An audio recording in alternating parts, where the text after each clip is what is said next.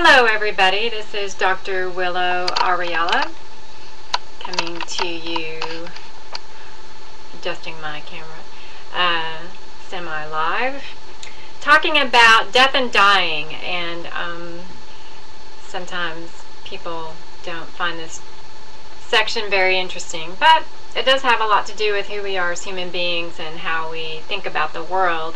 And certainly there are a lot of people who have concerns and fears, as I do periodically, about death and dying.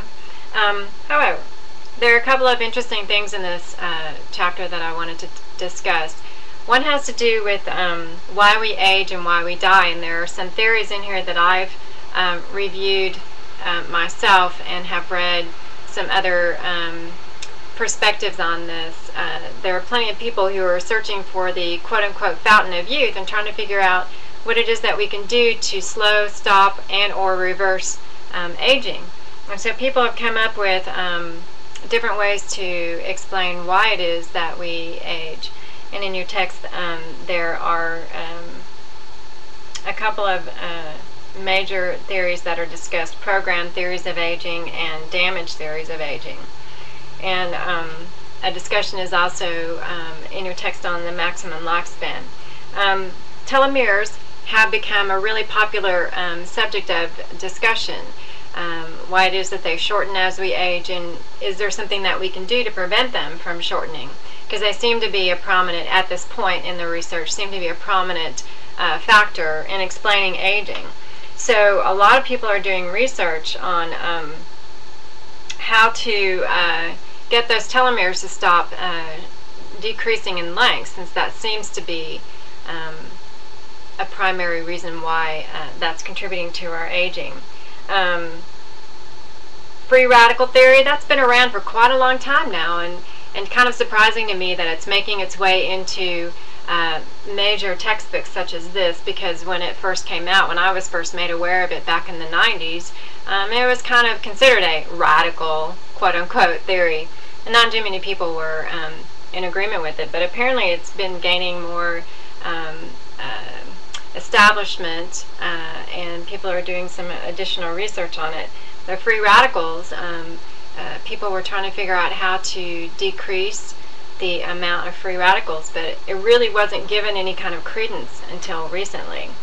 And then antioxidants is another component that people are talking about increasing in your life, so that you can increase antioxidants in your diet, different ways to get those into your diet. The textbook mentions getting vitamin E and C, as they may prolong our lives, and certainly any nutrient that seems to be present in our body is vital to our lives. But can they really help, reverse, stop, or slow the aging process? Well, that's still up for debate. And then the section on delaying death, the applications, very interesting to me, because I read several years ago the main researcher who was one of the first researchers on calorie restriction. And thus far in the research, calorie restriction is the only proven life expansion, life lengthening technique. Dr. Ray Wolford was one of the primary researchers in this area, and your book discusses the biosphere too. Ray Wolford was one of the scientists who participated in the biosphere, and it has been, like I said, the only proven method for increasing the lifespan. And you can find information about calorie restriction. I saw, oh gosh, I can't think of it now, but I saw some sort of video about people who were part of this calorie restriction group or organization, and they would get together and, oh, I think it was on Penn and Teller in their show that's called Bullshit. Anyway, they were talking about how difficult it is to follow the program of calorie restriction. But I think, in my my own kind of research and thinking about it so far, that any point or any day when you can reduce your calorie intake could help lengthen your lifespan. Not that you have to do it every single day of your life, but perhaps 1 or 2 or however many days out of the week that you want to do it. So so a very interesting discussion to me about calorie restriction and lengthening the lifespan, because my partner and I have been talking to people about increasing our lifespan and how we can do it, and so I've been reading up on it and think it's fascinating that they include calorie restriction in your textbook. The stages of dying, a lot of people have a lot of fear about other people dying, and it's interesting to me. I know I've worked in different fields, one of which was in a nursing home, and we were surrounded by a lot of death, and a lot, of course, being subjective, but certainly people dying on a regular basis, and for some reason it doesn't bother me, but seeing animals die does. So we all have our areas of challenge or strengths or weaknesses or whatever you want to call it, and I have not had a problem with supporting people who are going through dying, the dying process, if you want to call it that, or the people that love them. It's something that we all experience. And so I have not found it to be a difficult process, but certainly for a lot of people it is. Kubler-Ross's stages of dying are discussed, and as well as the critique of her theory. But Kubler-Ross, she was one of the first researchers to investigate a process, if you can call it that, of dying, and thinking about, learning about how people think about it and what they go through.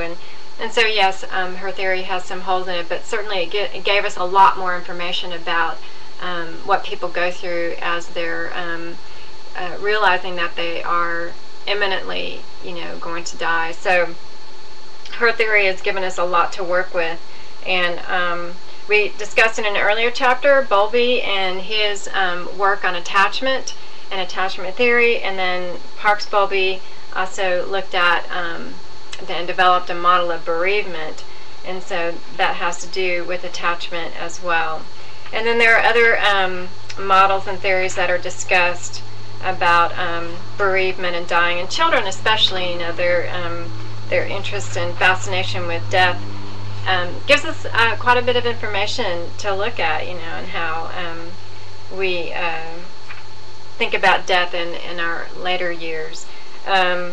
Hospice is mentioned. I've certainly worked with hospice organizations, and they are definitely beneficial for people who want to die in their own home or in a loved one's home. And so hospice organizations, I have nothing but respect for them, and think that they have been a very valuable addition to our society in supporting people and dying in a manner that they would like to, as opposed to being in a hospital, although hospice programs do work in hospitals and nursing programs as well.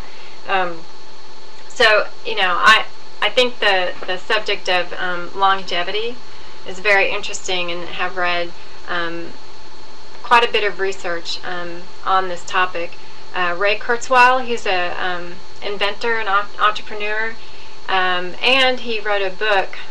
Of course, I'm blanking on the title right now, but you can look up information on him, Kurzweil, Ray Kurzweil.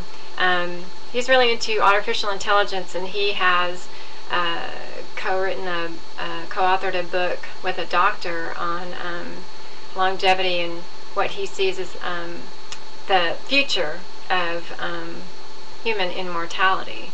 So quite interesting to investigate his perspectives. So thank you for your time and attention, and au revoir for now.